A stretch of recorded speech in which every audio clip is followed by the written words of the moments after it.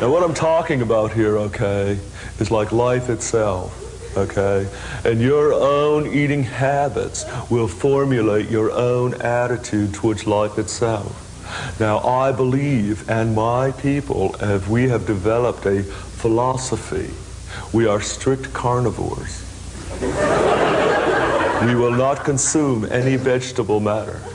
And we advocate a diet, okay, of lean red meat and black coffee. And that's it. Okay? Now I can tell you from my own experience how my consciousness was raised on this issue. Okay? I was in a health foods restaurant. It was before my consciousness was raised. I would eat vegetables like anyone else, okay? I was sitting in this restaurant, and I remember sitting there, and there were like macrame plant hangers there. And there was like this old Neil Young record was playing on the sound system, and I could look through and see the kitchen, okay? And there were like two girls in there, and they didn't mean anything by it, but I saw what they had done. Now, you have to realize, man, I was just through reading The Secret Life of Plants, okay? So I was really like tuned in to like plant energy, okay? I realized they're like very sensitive. Like if you walk by and you say like, you know, negative vibes to your geranium, it just like blows it away, you know, just blows it away, okay? Okay? You know, like your shrubbery around your house, man, it's going to suffer, okay? Okay, so I realized this, and I looked out in the kitchen, I couldn't believe it, man. This girl, and she didn't mean it, I know, but she had these carrots, man, and I realized they had been like ripped out of the ground, you know. And she put them on the counter, and then she didn't even knock them out. She just took this knife, and she began slashing at them. Oh, it was like incredible. It just like blew my mind, you know. Okay, so she began like slashing. Okay, and her friend, again, I mean, really, she didn't like mean anything, but she heaved them into this boiling pot of water. It blew my mind completely. And then the waitress brought my bean sprouts, you know, and I just looked.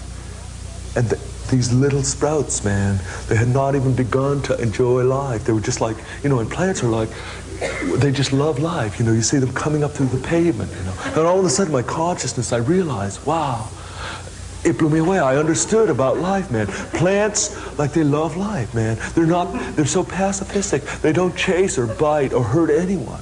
They're just enjoying life, okay? And I began to leave, you know, and I walked by the salad bar. Man, it was like a train wreck, you know. I just couldn't...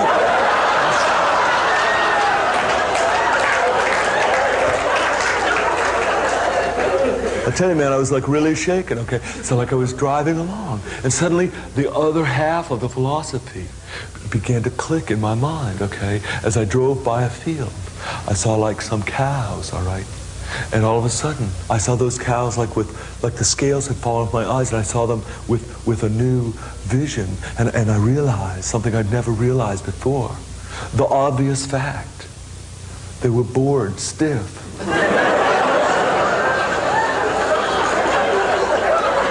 I mean, they were like saying, if I have to spend like another night in the barn, it's going to blow my mind completely. Like, you know, they were like ready to go. Okay. Then I began to like piece together the other facets.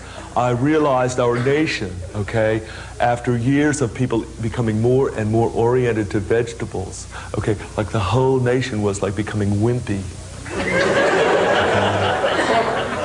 Okay, and I realized we needed to get our diet straightened out, okay? We needed to resume and get back into our place of prominence and world power. You know, we were like slipping, okay?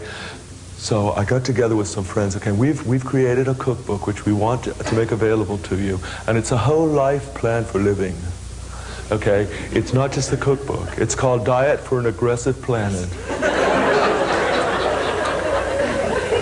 In which we instruct you in just how to accomplish your goal of becoming a complete carnivore. We have testimonials unsolicited from some very famous people. Al Haig has given us a beautiful testimonial. You know how this revolutionized his life? People have their questions they've written in the back of the book. We have a section, you know, people will say, like, for instance, like, how do you eat when you're traveling? It's a problem, you know. People like me who's like, you know, you're going around, like, you know, telling the world about this, and it's hard, you know, because you're like, you know, you want to eat a hamburger, man, and I've had them bring me a hamburger, and there's that bun, you know? And I just think of the thousands of wheat fields that had to be cut down for that bun, and the carnage that involved. It blows me away. And even the meat, sometimes they will put like a soya bean in there, an innocent soya bean. You know?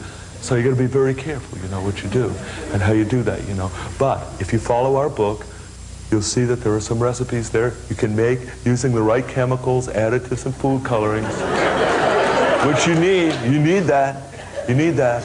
People spend thousands of dollars on embalming, which is not necessary.